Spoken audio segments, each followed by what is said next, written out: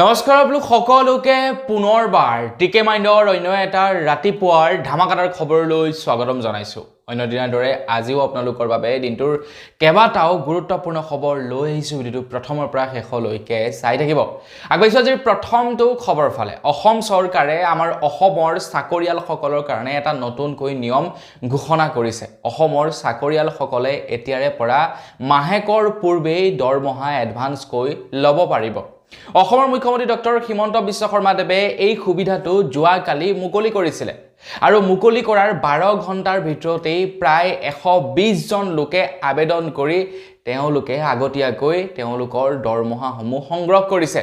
আৰু এতিয়ালৈকে প্ৰায় 90 লাখ টকাৰ দৰমহা বিতৰণ কৰিছে বুলি অসমৰ মুখ্যমন্ত্ৰী ডক্টৰ হিমন্ত বিশ্ব শৰ্মাদেৱে জনাইছে। ধৰি লওক আমাৰ অসমত বিহু আহিলে, ধৰি লওক কিবা এটা উৎসৱ পাৰ্বণ আহিলে, ধৰি লওক কোনো এজন চৰকাৰী এমপ্লয়িৰ কিবা ইমাৰ্জেন্সি সিচুৱেশ্যন আহিলে, তেনেকুৱা অৱস্থাত তেখেতৰ যেনিবা হাতত পইচা নাই, তেখেতে এতিয়াৰে পৰা ধাৰ ল'ব নালাগে। ধাৰ লোৱাৰ বিপৰীতে তেওঁলোকে এডভান্স চেলেৰি ল'ব পাৰিব। গতিকে এই ফেচিলিটি উলিয়াই দিছে সকলো অসমৰ চৰকাৰী চাকৰিয়ালৰ কাৰণে আৰু যোৱাকালি মুকলি কৰিছিলে এই আঁচনিখন আৰু মুকলি কৰাৰ 12 ঘণ্টাৰ ভিতৰতে 120 জন লোকে আবেদন কৰি 90 লাখ টকাৰ এডভান্স ধন সংগ্ৰহ কৰিছে বুলি মন্ত্ৰী হিমন্ত বিশ্ব শৰ্মাদেৱে জনাইছে। আগবাঢ়িছো ইয়াৰ পাছৰ খবৰ ফালে। ইয়াৰ পাছৰ খবৰটো ওলাই পৰিছে বৰক্ষেত্ৰীৰ পৰা। বৰক্ষেত্ৰীত যোৱাকালি একাংশ মহিলাই ৰাজপথত ওলাই আহি বিজেপিৰ নেতাৰ বিৰুদ্ধে প্ৰতিবাদ সাব্যস্ত কৰা দেখিবলৈ পোৱা গ'ল। মহিলাসকলৰ মতে বৰক্ষেত্ৰীৰ দৰিদ্ৰ মহিলাসকলক অৰুণোদয় আঁচনিৰ পৰা বাদ দি চহকী মহিলাসকলক অৰুণোদয় আঁচনিৰ ধন দিয়াৰ অভিযোগ উত্থাপিত হৈছে, যাৰ কাৰণে নেকি বৰক্ষেত্ৰীৰ মহিলাসকল ৰাজপথলৈ ওলাই আহিছে। যিসকল মহিলা নেকি বঞ্চিত হৈছে অৰুণোদয় আঁচনিৰ পৰা আৰু সেইসকল মহিলাই বিজেপি নেতাৰ বিৰুদ্ধে প্ৰতিবাদ সাব্যস্ত কৰা দেখিবলৈ পোৱা গৈছে।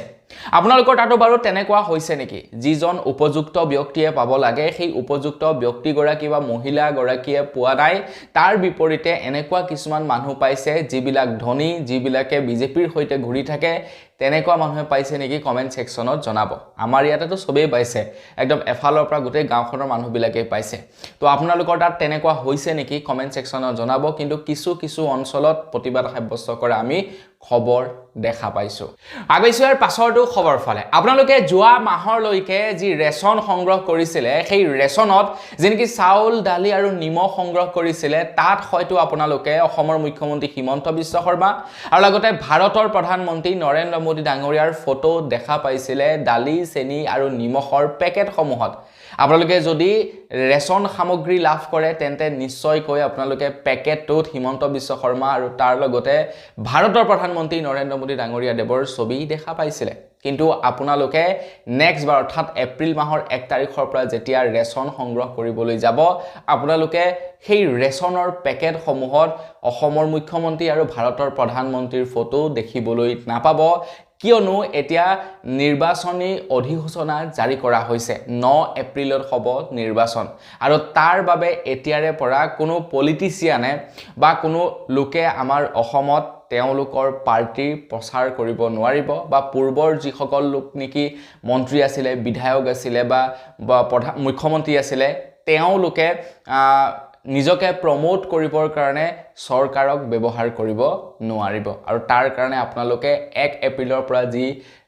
নিমখ, দালি আৰু চেনি লাভ কৰিব, সেই পেকেটসমূহত মুখ্যমন্ত্ৰী ডাঙৰীয়াৰ ফটো দেখা নাপাব। আগবাঢ়িছো ইয়াৰ পাছৰটো খবৰ ফালে। এইখিনিতে আমাৰ ভাৰতবাসীৰ কাৰণে এটা খুবেই ভাল খবৰ ওলাই পৰিছে। আমাৰ ভাৰতত বৰ্তমান সময়ত যি নেকি LPGৰ শ্বৰ্টেজ হৈছে, আমাৰ ভাৰতত যি নেকি বৰ্তমান সময়ত পেট্ৰল ডিজেলৰ শ্বৰ্টেজ হৈছে, সেই পেট্ৰল ডিজেল আৰু LPGৰ শ্বৰ্টেজ আৰু আপোনালোকে দেখা নাপাব, কিয়নো এতিয়া 3 নম্বৰখন জাহাজ হৰমুজ প্ৰণালীৰ জৰিয়তে আমাৰ ভাৰতলৈ আহি আছে আৰু যিখনত নেকি প্ৰায় 81,000 টন খাৰুৱা তেল আছে। 81,000 টন খাৰুৱা তেল আছে। 3খন জাহাজ যেতিয়া আহি আমাৰ ভাৰতত পাবহি, তাৰ পাছতেই আমাৰ ভাৰতত যি নেকি শ্বৰ্টেজ হৈ আছে LPG, আমাৰ ভাৰতত পেট্ৰল ডিজেলৰ যি শ্বৰ্টেজ হৈ আছে, সেই শ্বৰ্টেজসমূহ নাইকিয়া হৈ পৰিব। 3খনকৈ জাহাজ আহি আছে হৰমুজ প্ৰণালীৰ জৰিয়তে। আগবাঢ়িছো ইয়াৰ পাছৰ খবৰ ফালে। ইয়াৰ পাছৰ খবৰটো ওলাই পৰিছে মৰিয়নিৰ সমষ্টিৰ পৰা। এইবাৰ মৰিয়নি সমষ্টিত নিৰ্বাচন অকণমান উলট পালট হ'বগেও পাৰে। মৰিয়নি সমষ্টিত আজিৰ পৰা প্ৰায় 20-25 বছৰ ধৰি ৰূপজ্যোতি কুৰ্মী ডাঙৰীয়াৰ ফেমিলিয়ে মৰিয়নি সমষ্টি কব্জা কৰি আহিছে আৰু এইবাৰো তেখেতেই টিকট লাভ কৰিব বিজেপিৰ পৰা এতিয়ালৈকে ঘোষণা কৰা নাই কিন্তু প্ৰায় কনফাৰ্ম বুলি ক'ব পাৰি বিজেপিৰ পৰা টিকট পোৱাটো ৰূপজ্যোতি কুৰ্মীৰ এতিয়া সেই সময়তে যিসকল পুৰণি বিজেপি আছে তেওঁলোকে প্ৰতিবাদ সাব্যস্ত কৰিছে যে ৰূপজ্যোতি কুৰ্মীক টিকট দিব নালাগে মৰিয়নি সমষ্টিত পুৰণি যিবিলাক বিজেপি কৰ্মী আছে তেওঁলোকৰ মাজত এতিয়া প্ৰতিবাদ সাব্যস্ত তেওঁলোকৰ কাজিয়া হোৱা দেখিবলৈ পোৱা গৈছে আৰু যিসকল পুৰণি বিজেপি আছে তেওঁলোকে প্ৰতিবাদ সাব্যস্ত কৰিছে ৰূপজ্যোতি কুৰ্মীৰ বিৰুদ্ধে তেওঁলোকৰ মতে ৰূপজ্যোতি কুৰ্মীক টিকট প্ৰদান কৰিব নালাগে আৰু তাৰ লগে লগে আকৌ ৰাইজৰ দলৰ এইবাৰ জ্ঞানশ্ৰীয়ে মৰিয়নি সমষ্টিৰ পৰা নিৰ্বাচন খেলিব জ্ঞানশ্ৰী হৈছে এগৰাকী মেধা সম্পন্ন ছোৱালী গতিকে দেখা যাওক মৰিয়নিত এবাৰ কি হ'ব আপোনালোকে কি ভাবে মৰিয়নিত আকৌ ৰূপজ্যোতি কুৰ্মীয়ে জিকিব পাৰিবনে কমেন্ট সেকশনত জনাব আগেছিয়াৰ পাছৰটো খবৰ ফালে ইৰাণ আৰু ইজৰাইলৰ যুদ্ধৰ মাজতেই আমি এটা খবৰ শুনা পাইছিলো যে ইজৰাইলৰ প্ৰধানমন্ত্ৰীক ইৰাণে হত্যা কৰিছিলে আপোনালোকে এই খবৰটো বাৰু শুনা পাইছিলে নে নাই পোৱা কমেন্ট সেকশনত জনাব সকলো আচৰিত হৈ পৰিছিলে যে যুদ্ধৰ মাজতে ইজৰাইলৰ প্ৰধানমন্ত্ৰীৰ মৃত্যু হৈছে কিন্তু এই খবৰটো সম্পূৰ্ণৰূপে ফেক মানে উৰা বাতৰি আছিল ইজৰাইলৰ প্ৰধানমন্ত্ৰীৰ মৃত্যু হোৱা নাছিলে বা প্ৰধানমন্ত্ৰীক হত্যা কৰা নাছিলে তেখেতে যোৱাকালি এটা ভিডিঅ' প্ৰচাৰ কৰে সামাজিক মাধ্যমত মানে তেখেতে প্ৰুফ কৰিছে যে মই জীৱিত আছো মোক হত্যা কৰা হোৱা নাই ইৰাণ আৰু ইজৰাইলৰ মাজতে খবৰ ওলাই পৰিছিল যে ইজৰাইলৰ প্ৰধানমন্ত্ৰীক হত্যা কৰা বুলি কিন্তু প্ৰধানমন্ত্ৰী জীৱিত আছে আগেছিয়াৰ পাছৰটো খবৰ ফালে এখিনি এটা খুবেই বেয়া খবৰ ওলাই পৰিছে উৰিষ্যাৰ পৰা যোৱাকালি উৰিষ্যাৰ এখন হস্পিটেলৰ আইচিইউত জুই লাগে য'ত নেকি প্ৰায় 10 জন লোকৰ মৃত্যু হয় বুলি খবৰ ওলাই পৰিছে উৰিষ্যাৰ এখন হস্পিটেলৰ আইচিইউৰ কেবিনত জুই লাগি যায় ফলত 10 জনকৈ লোক সেই জুইত মৃত্যু হয় এটা খুবেই দুখ লগা আৰু এটা মৰ্মান্তিক ঘটনা তো যিসকলৰ মৃত্যু হৈছে তেওঁলোকৰ পৰিয়ালবৰ্গৰ তাৰ লগতে যিসকলৰ মৃত্যু হ'ল তেওঁলোকৰ যাতে আত্মাই শান্তি লাভ কৰে তাৰেই কামনা কৰিছো আগেছিয়াৰ পাছৰটো খবৰ ফালে চেপন বিহু সন্মিলনৰ পাছত এইবাৰ ৰাজগড় বিহু সন্মিলনেও সিদ্ধান্ত লৈছে যে তেওঁলোকে এইবাৰ ৰঙালী উৎসৱ পালন নকৰে মানে জুবিন দা নথকাৰ বাবে একাংশ বিহু কমিটিয়ে সিদ্ধান্ত লৈছে এইবাৰ বিহু প্ৰগ্ৰেম অনুষ্ঠিত নকৰে একাংশ বিহু প্ৰগ্ৰেমে তাৰে ভিতৰত মানে চৰ্চাত থকা চেপন বিহু সন্মিলনেও ঘোষণা কৰিছে যে তেওঁলোকে বিহু অনুষ্ঠান আয়োজিত নকৰে আৰু তাৰ লগে লগে ৰাজগড়ৰ বিহু সন্মিলনেও ঘোষণা কৰিছে যে তেওঁলোকেও বিহু অনুষ্ঠিত এইবাৰ নকৰে কাৰণ প্ৰথমটো বিহু আমাৰ সকলোৰে কাৰণে জুবিন বিহীন আগেছিয়াৰ পাছৰটো খবৰ ফালে আমাৰ ভাৰতত শৰ্টেজ হৈছে এলপিজি সিলিন্ডাৰৰ আৰু যিবিলাকে হোটেল চলাই আছে তেওঁলোকটো বৰ ডাঙৰ বিপদত পৰি গৈছে কিয়নো তেওঁলোকে কমাৰ্চিয়েল সিলিন্ডাৰ নোপোৱা হৈছে আৰু যিসকলে কমাৰ্চিয়েলৰ কানেকশন লোৱা নাছিলে ডমেষ্টিক কানেকশনতে ব্যৱহাৰ কৰি আছিল তেওঁলোকক এতিয়া ডমেষ্টিক গেছ নিদিয়া হৈছে কিয়নো কাৰা নিৰ্দেশনা দি দিছে যে ৰেষ্টুৰেণ্ট হোটেল সমূহে ডমেষ্টিক এলপিজি গেছেই ব্যৱহাৰ কৰিব লাগিব যাৰ বাবে নেকি খবৰ ওলাই পৰিছে যোৱাকালি হোটেল গেটৱে খৰি ক্ৰয় কৰি আনিছে ভাত ৰান্ধিবৰ কাৰণে বা তেওঁলোকৰ খাদ্য সম্ভাৰ ৰান্ধিবৰ কাৰণে খৰি ক্ৰয় কৰি আনিছে কাৰণ এলপিজিৰ শৰ্টেজ হৈছে এলপিজি পাবলৈ নাই বৰ্তমান সময়ত হেদিনাখন আকৌ অসম পুলিচৰ ফালৰ পৰা এখন নোটিছ জাৰি কৰিছিলে যে এলপিজি শৰ্টেজ হোৱা খবৰটো উৰা বাতৰি গতিকে এনেকুৱা উৰা বাতৰি আপোনালোকে প্ৰচাৰ নকৰিব যদি আপুনি এনে উৰা বাতৰি প্ৰচাৰ কৰে অসম পুলিচে আপোনালোকৰ ওপৰত বিহিত ব্যৱস্থা ল'ব কিন্তু আমি সকলোৱে দেখা পাই আছো যে হসাকৈ এলপিজিৰ শৰ্টেজ হৈছে এতিয়া অসম পুলিচৰ ফালৰ পৰা এনেকুৱা নোটিছ কিয় জাৰি কৰিছিলে সেইটোহে ক'ব পৰা নাই আগেছিয়াৰ পাছৰটো খবৰ ফালে আপোনালোকৰ ঘৰত সৰু ল'ৰা ছোৱালীৰ আধাৰ কাৰ্ড আছে নেকি কমেন্ট সেকশনত জনাব আপোনালোকৰ ঘৰত যদি সৰু ল'ৰা ছোৱালীৰ আধাৰ কাৰ্ড আছে তেওঁলোকে যদি এতিয়ালৈকে বায়োমেট্ৰিক আপডেট কৰা নাই তেওঁলোকৰ কাৰণে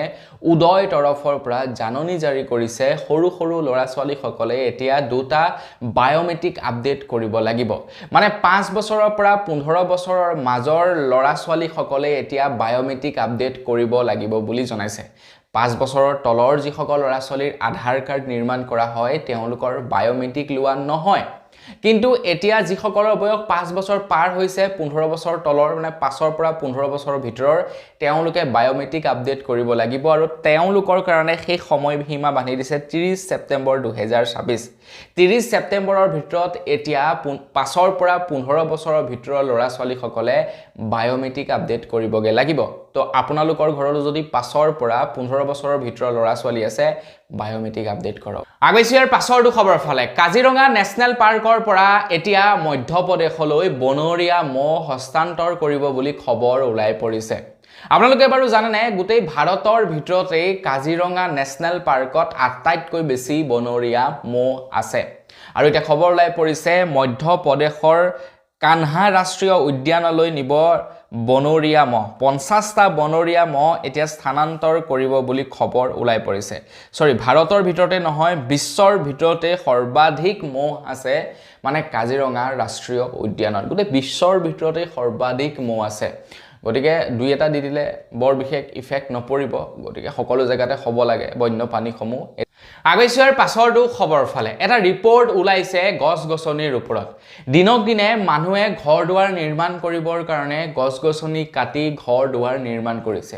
ফলত কি হৈছে বাৰু জানেনে এই যে বতৰৰ অস্বাভাৱিক ৰূপ এই সমূহ হৈছে গছ-বনসমূহ আমি কাটি পেলোৱাৰ বাবে এতিয়া আমিতো গছ-বন কাটিছোই তাৰ লগে লগে চৰকাৰেও কিন্তু বিভিন্ন ধৰণৰ কাম-কাজ কৰিবৰ কাৰণে হাজাৰ হাজাৰ গছ কাটি পেলাইছে খবৰ ওলাই পৰিছে অসমকে ধৰি 13খন ৰাজ্যই বোলে 3 বছৰত সৰ্বমুঠ 350 বৰ্গ কিলোমিটাৰৰ বনভূমি ধ্বংস কৰিছে বুলি খবৰ ওলাই পৰিছে ভাবক আপোনালোকে এটা বৃহৎ এলেকা কাটি ধ্বংস কৰি পেলাইছে আমি হয়তো দেখিছো যে কৰবাত এজোপা গছ কাটিছে দুজোপা গছ কাটিছে কিন্তু গোটেই বিলাকে কয় যদি একলগ কৰা হয় তেনেহলে মানে বহু পৰিমাণে গছ কাটি পেলোৱা হৈছে গতিকে এইটোৱে কিন্তু ভৱিষ্যতলৈ গৈ আমাক দিগদাৰ দিব এতিয়া আমি ভাল পাইছো যে ফ্লাইওভাৰখন বনিছে ৰাস্তাটো ডাঙৰ হৈছে আমি ভাল পাইছো কিন্তু ইন ফিউচাৰ গৈ আমাৰ মেইন বস্তুটোই যেতিয়া মানে নাথাকিব ৰাস্তা পদলিও থাকি একো লাভ নহব যেনে আমি যদি ভালদৰে উশাহ নিশাহেই ল'ব নোৱাৰো তো ৰাস্তা পদলি থাকি কি হ'ব আপোনালোকে কওকচোন এটা দিল্লীৰ যেটো নেকি অৱস্থা হৈছে আগৈছো ইয়াৰ পাছৰটো খবৰ ফালে খবৰ লাই পৰিছে আমাৰ সকলোৰে মৰমৰ জুবিনদাৰ ওপৰত যোৱাকালি জুবিনদাৰ সমহীয়া তিথি আছিল তো তেখেতৰ পৰিয়ালবৰ্গই তেখেতৰ সমহীয়া তিথি যোৱাকালি পালন কৰে জুবিনদাই যি ভাল পাইছিলে সেই খাদ্য সম্ভাৰসমূহ প্ৰস্তুত কৰে গৌৰীমা বৈ মানে মানুহগৰাকী দুখত ভাঙি পৰিছে এফালে হৈ গল ন্যায় পোৱা নাই আনফালে জুবিন ক্ষেত্ৰৰ কাম এতিয়াও সেই একেই জায়গাতে আছে মানুহজনক কিবা অবহেলা কৰা নাই নে বাৰু আগৈছিয়াৰ পাছৰটো খবৰ ফালে আপোনালোকে বাৰু ইণ্ডিয়ান ক্ৰিকেটাৰ বৰুণ চক্ৰৱৰ্তীক চিনি পায় নে নাপায় কমেন্ট সেকশনত জনাবচোন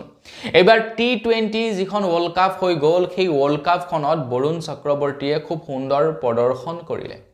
প্ৰত্যেকজন খেলুৱে ভাল খেলিছে তো বৰুণ চক্ৰৱৰ্তীও খুব সুন্দৰ প্ৰদৰ্শন কৰিছে যাৰ বাবে হয়তো আমাৰ ভাৰতে টি20 ওয়াৰ্ল্ড কাপ পাবলৈ সক্ষম হৈছে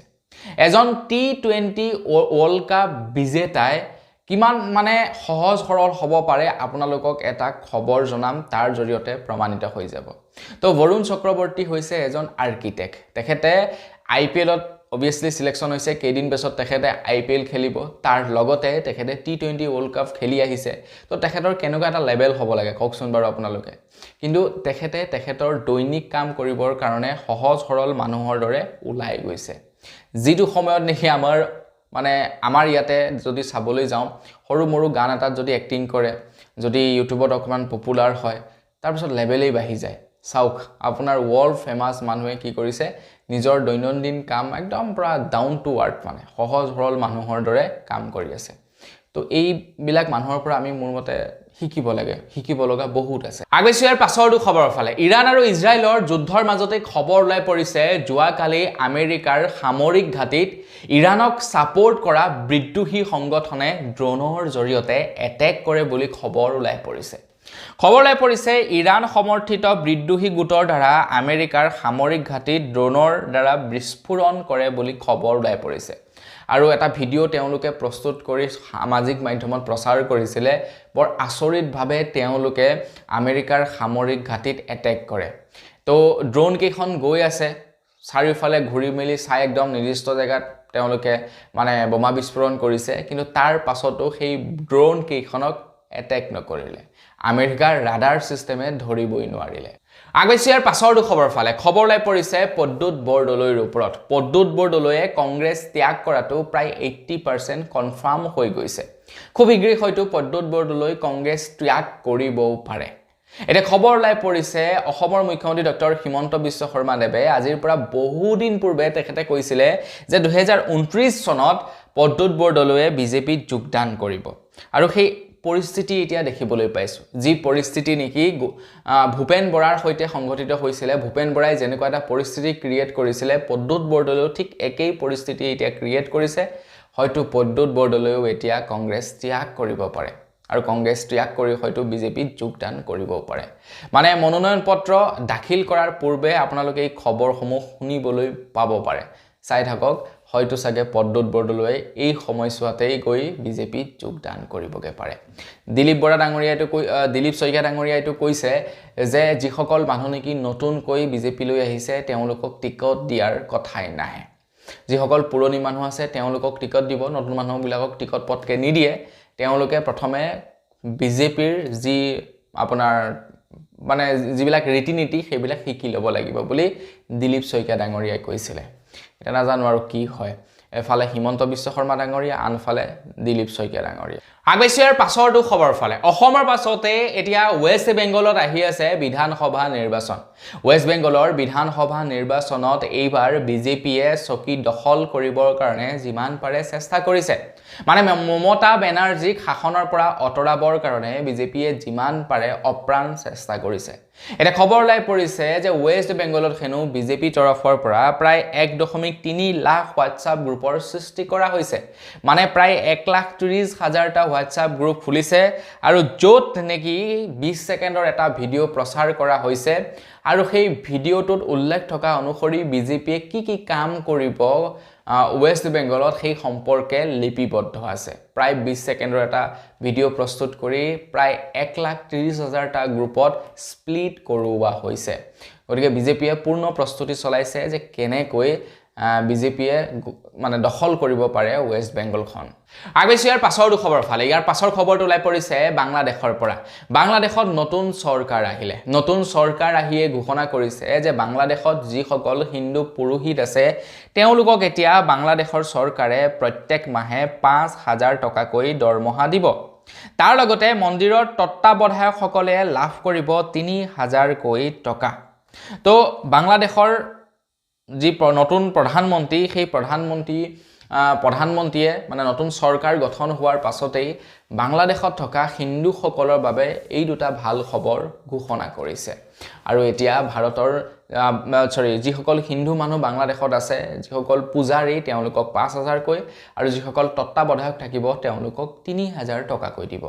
আগৈছিয়াৰ পাছৰটো খবৰ ফালে ইৰাণ আৰু ইজৰাইলৰ যুদ্ধৰ বাবে কেৱল আমাৰ ভাৰতেই নহয় ভাৰতৰ লগতে ভাৰতৰ বহু কেইখন চুবুৰীয়া ৰাষ্ট্ৰত এতিয়া হাহাকাৰ পৰিস্থিতি সৃষ্টি হৈছে খবৰ লাই পৰিছে বাংলাদেশ পাকিস্তানকে ধৰি শ্ৰীলংকা পৰ্যন্ত এতিয়া হাহাকাৰ হৈছে তাৰ লগতে খবৰ লাই পৰিছে নেপালত বোলে একে ৰাতিৰ ভিতৰত পেট্ৰলৰ দাম বাঢ়িছে 31 টকা আৰু ডিজেলৰ দাম বাঢ়িছে 54 টকা নেপাল এনেকুৱা এখন দেশ আছিল যিখন দেশত নেকি পেট্ৰল ডিজেলৰ দাম বহুত সস্তা তাৰ বিপৰীতে ভুটানতো হেকেই ভুটানতো বহুত সস্তা কিন্তু এটা নেপালতো দাম বৃদ্ধি হ'বলৈ হৈছে গৈ কিয় কাৰণ ইৰাণ আৰু ইজৰাইলৰ যুদ্ধৰ ফলত সেই দেশসমূহে খাৰুৱা তেল আনিব পৰা নাই আৰু যাৰ বাবে নেকি তেওঁলোকৰ তাত পেট্ৰল ডিজেলৰ দাম হুৰে বৃদ্ধি পাইছে তো বন্ধুসকল বস আজিৰ ভিডিঅ জনাবলগীয়া খবৰ ইমান কেইটাই আছিল খবৰ কেইটা জানি কেনে পালে সেই সম্পৰ্কে কমেন্ট সেকশনত জনাব যদি ভাল লাগিলে লাইক এটা কৰি দিব চেনেল যদি সাবস্ক্ৰাইব কৰা নাই সাবস্ক্ৰাইব তো কৰি লব পুনৰ এটা ভিডিঅ লগ পোৱাৰ খালি বিদায় মাগিছো ধন্যবাদ জয় অসম